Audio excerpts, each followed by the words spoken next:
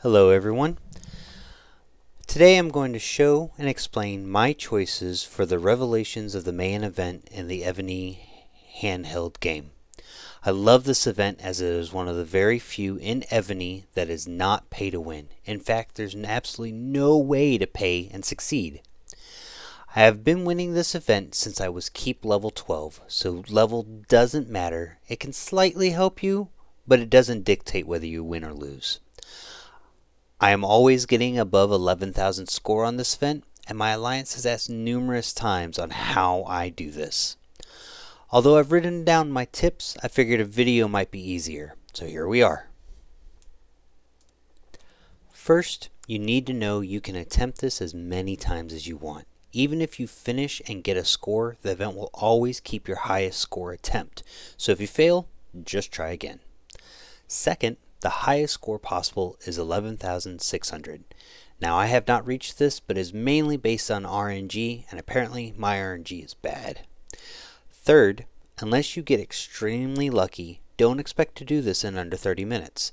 I normally spend between 2 to 3 hours attempting to get the bonuses and attributes I want.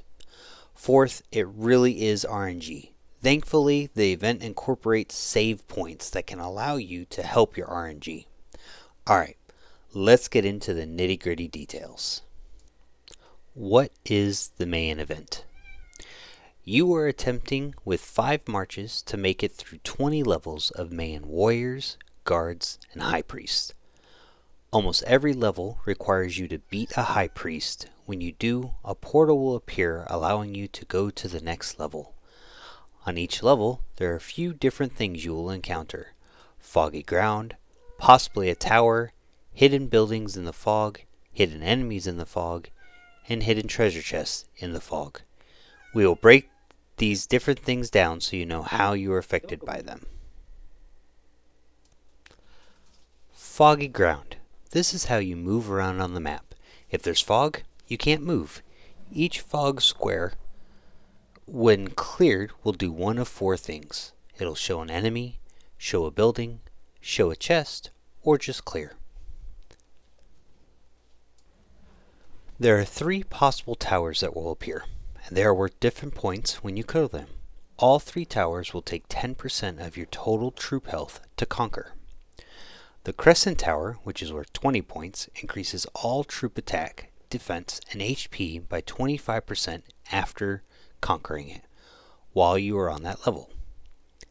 The Typhoon Totem Tower, which is worth 50 points, will do 40 damage to each enemy's maximum HP if you are attacking while on that level.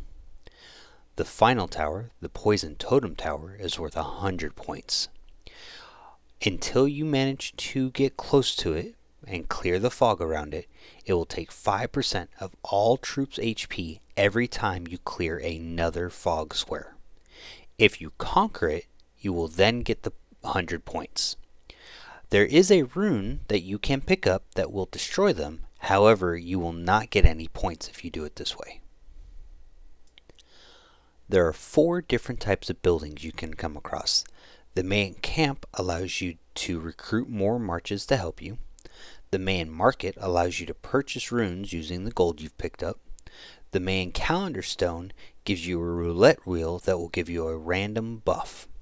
The last is the life stream. This gives you chances to heal your marches. Hidden enemies. The 3 types of enemies that you can run into are the warrior, which is worth 10 points. It's a smaller unit, easy to defeat, normally gives you gold on defeating it. The guard, which is worth 20 points, slightly stronger than the warrior, normally gives gold, but it can also give you a rune or a buff. And then the priest. It is worth 40 points, and other than the final level, it always gives you a buff on defeat. It can also give you runes or gold. The last of the things that you can find in the fog is hidden treasure. This is a Mayan treasure chest. When you open it, it normally gives you gold. It can give you runes and buffs as well. Each level you journey across will have an assortment of all of these normally. Levels 3, 8, and 14 will not have any enemies in them, as they are safe spots. that you can return to for your RNG trial, which I will explain more later. So how do I play the event? I concentrate heavily on siege. I try to plan everything around the siege machine and the bonuses that they can receive. Why do I do this? There's a specific buff in the event called Unstoppable Force. It gives the siege a chance for an instant kill. There's also a build that people do for mounted troops, but I've never gotten it to work. It's super RNG based and requires very specific buffs.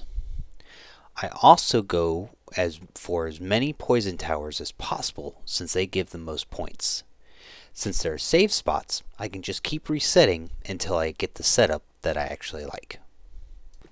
Before I actually show you an attempt, the last thing we never need to cover is buffs. With my attempts, there are very specific buffs that I hope to get. I'll put them on the screen now with their descriptions and rankings of priority that I picked them, in case I get two at the same time, which you'll see in the run that I have.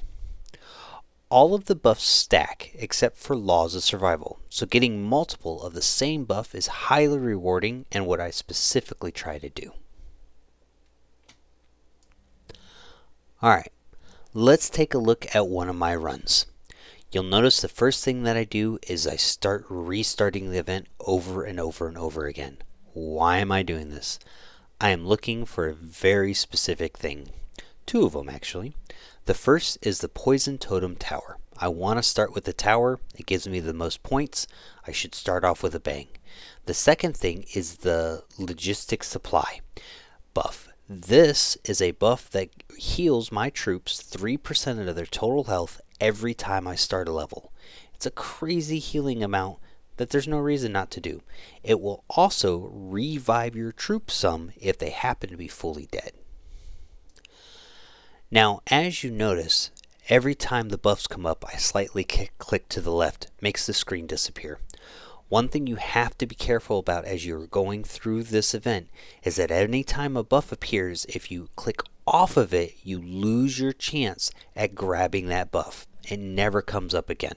So make sure that if you're just thinking that you don't accidentally off-click, or you're going to lose a great chance. Alright, I've managed to get the two things I'm looking for, the Poison Totem Tower and the Logistic Supply. Now it's time for step 2. Step 2 is setting up your troops, or your marches. The first things I do is I choose my generals. In my generals, I'm looking for siege, or I'm looking for something that increases the march, so I have more people to throw at the enemies that I'm fighting.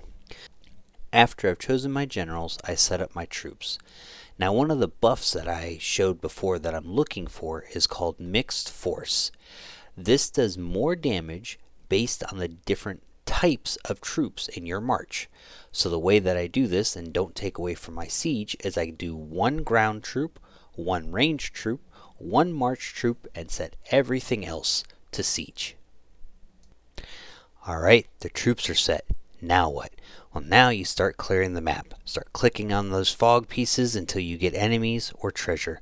When you defeat the enemies, you might get a buff. These buffs, you're going to want to choose the priority that I showed you earlier if you see them. If not, you might get your standard increase health, defense, or attack based on your troop. My order of preference for this is obviously siege, then ranged, mounted, then ground. If there's a level 1 siege but a level 3 range, carefully read the range because it might actually give a buff to siege as well. However, let's say there's a level 1 siege but a level 3 mounted, I couldn't care less about the mounted. The siege and range tend to be together, and the mounted and ground tend to be together. So, if you don't have any choice, like it's just all mounted, just choose one. It's not going to hurt anything. One of the other things that you might get while you're doing this are runes. Obviously, I brought them up a few times. What these are certain bonuses for you. One of the things that you really want to pay attention to is the healing ones. Now, unless you really need to use them, don't. I tend to save all my healing and use them on the very last levels, like 19 and 20. Now, occasionally, as you'll see in this video, I do have to use them earlier, but it tends to work. But it works out. I get very lucky. but normally if used earlier, I do not get the points that I need in level 20. Congratulations, you made it to level 2. As you watch my replay, you'll notice that I almost immediately reset. Well, why did I do that? It's because there wasn't either a poison tower or I did not get the buff that I was wanting from the last level. I'm only on level 2. There's no reason not to reset. The downside to resetting at level 2 is that I'm going to have to reset my marches. You'll see that I do this probably 10 or 11 times before I get what I'm looking for from level 1 and level 2 and head on to level 3. Now this same re-rolling I do throughout the entire game. This is where the save spots come in very nice. So there are 4 save spots. There's level 3, level 8, level 14, and level 18. Level 3, 8, and 14 do not have high priests, which is nice. Level 18 does, but there's kind of a reason for it. The way the save spots work is that once I've hit level 3, I can never go back to level 1 without resetting the entire thing, which isn't a problem. That means if I get to level 4, I can just reset to level 3. Fair enough. If I make it to the next save spot, I lose the previous one. So once I'm at level 8, I cannot reset to level 3. My only option is level 1 or level 8 because I've made it to that same spot. The same for 14, the same for 18. Now the reason that 18 has a respot is because maybe your final score isn't quite what you liked. Well, you make a lot of points in level 18, 19, and 20. So by resetting 18, you have a nice clear chance to really make a difference. I've made between 500 to 1,000 points just choosing a different buff on level 18 and finishing before. Now the save spots from level 3 to level 8, that's a bigger difference obviously than just level 1 and level 2. So it starts to take some leeway. Pretty much level 4, did I get a poison tower? No, I reset. Level 5, did I get a poison tower? Yeah. Did I get the buff I wanted in level 4? Not really. Reset, which will set me back to the 3. I do 4 again. Level 6, does it have a poison tower? No. Did I get a buff that I wanted in 4 and 5? Yes. Alright, let's see what 7 has before I reset. Level 7, did I get the buff I want, or does it have a poison tower? No. Did I get the buff I want previously? No. Or yeah, but only one of them? Go ahead and reset. Might as well redo it. I do the same thing for levels 9 through 14. Now the only difference is at level 11 and 12 I really start looking for that poison protection because levels 13, 15, and 16 have poison fog that every time you touch them does 5% of your health. There are over 10 squares on each map, so that's 50% of your health just every map that you have to mitigate. If I don't see it by level 12, I reset to 8 to keep redoing it, unless I just happen to have picked up quite a few healing runes, which you'll actually see is what I did in this video. But yeah, that poison fog, you debuff, you really want that before level 13. It's pretty much a rinse and repeat process for anything over 14 all the way up until you get to level 20. Now level 20 has its own special unique process that you have to worry about.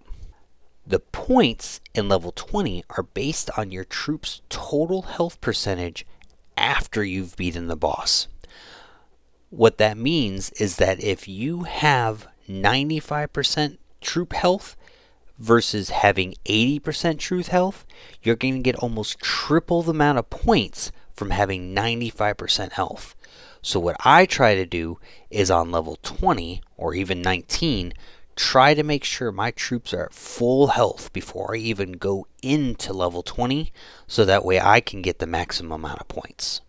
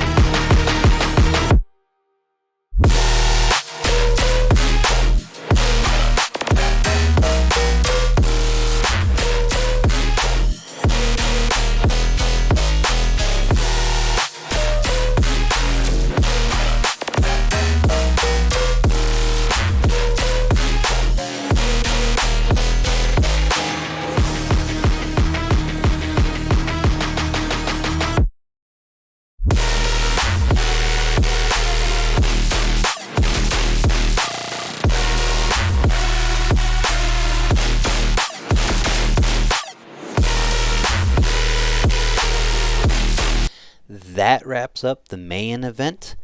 I know quite a few people in my alliance and on my server have had trouble with this event, so I really hope that this video can help you and obviously them. Have a great day.